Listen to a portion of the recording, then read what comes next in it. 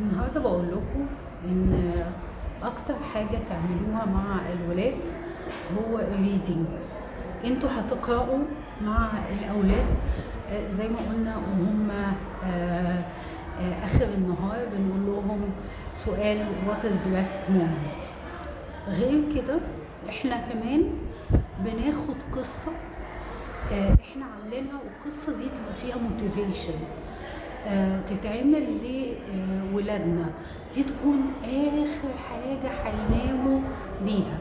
فدي مهمه جدا انها احنا بنحكي حكايه فيها موتيفيشن وتبقى دي اخر حاجه احنا بنديها لولادنا. وبندي موتيفيشن للستودنتس كمان ان احنا نتكلم معاهم عن هم يحبوا يقرأوا ايه، وننزل معاهم مكاتب ونخليهم يفتحوا الكتاب، ولما يفتحوا الكتاب يشوفوا عجبهم ولا لا، قرأوا اول صفحة فيهم عرفوا يقرأوها.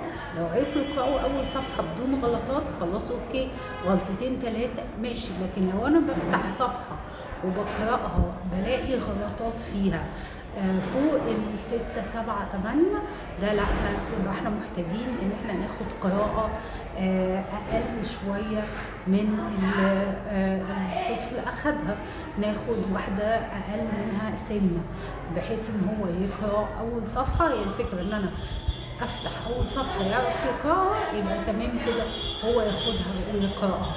الريدنج هنا ممكن نخليهم يقرأوا ان شاء الله جوكس، if it's even jokes في الاولاني، لو حاجة فاكهة فاكهة او حاجة بياخدوا حاجة عن ليها علاقة بالفروتس والفيجيتابلز وعايزين يقرأوا حاجة ليها علاقة بالكوكينج حتى ممكن يعملوها. المهم جدا ان احنا نوافقهم هيقرأوا ايه.